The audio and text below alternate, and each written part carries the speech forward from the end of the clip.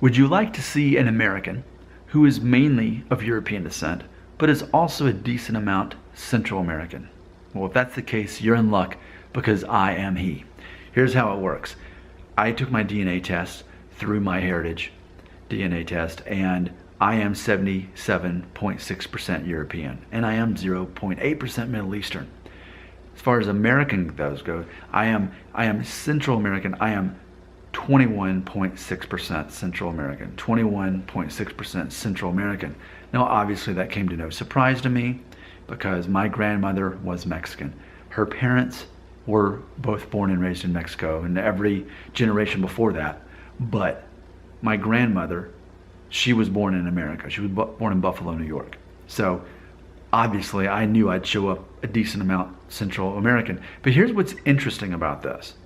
What's interesting is, okay, let's say as far as Mexicans in general, if they take a DNA test, arguably, in theory, they should show somewhere around 50% Central American, which is a nod to Aztec and Mayan and so on.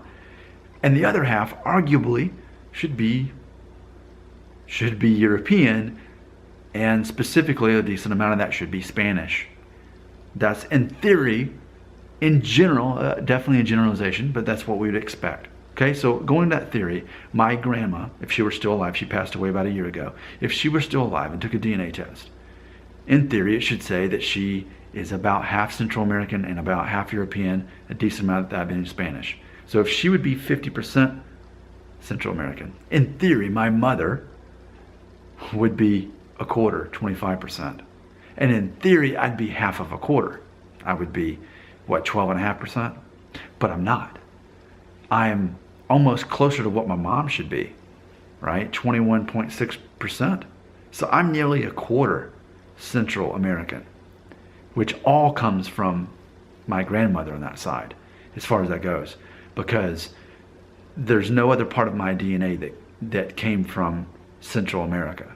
Because on the other side, my mom, well, I can actually read it to you right here, but because we've done my dad's test, we know specifically that I am 31.8% Iberian, which still is a high amount of Spanish and Portuguese, Iberian, again, for my mom's side of the family there. Now the rest, she was, well, on her test it shows that she is 15.2% Sephardic Jewish, and then also when you add up all the Middle Eastern origins there, she was arguably about the same amount Middle Eastern, my mom is.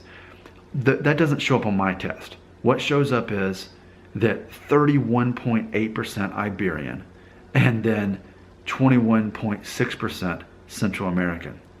So already when you add the math, when you add 31.8% Iberian and you add 21.6% Central American, that's obviously a little over 50%. And that's interesting because, well, then you think, okay, well, maybe your mom's side, they were Spanish on the other side too. Now, on the other side, deducting from my mom's DNA test, it would reveal that she, her grandfather, or her father, who we thought was Italian, was actually somewhere around half Sephardic Jewish and half Middle Eastern. But what's interesting, and so I could see how the Iberian could come through the Sephardic Jewish. I could totally get that. But yet I showed no Jewish on my test at all. What's interesting and what I'm presenting to you here is, the best I can understand it, is that I got a high dose of the Mexican origin of my family tree, right?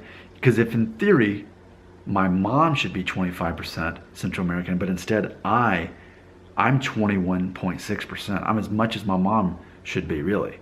And then even the Spanish, or Iberian specifically, 31.8%. So when you look at me, you should see someone who's definitely got some more dominant, a more dominant Mexican look to me. Yet no one has really ever thought that. They always see the Spanish and they'll see the German, because on my dad's side, because I am 37.4% North and West European, which my dad did his test, about a quarter is German and pretty much the rest was Scottish, English, Irish.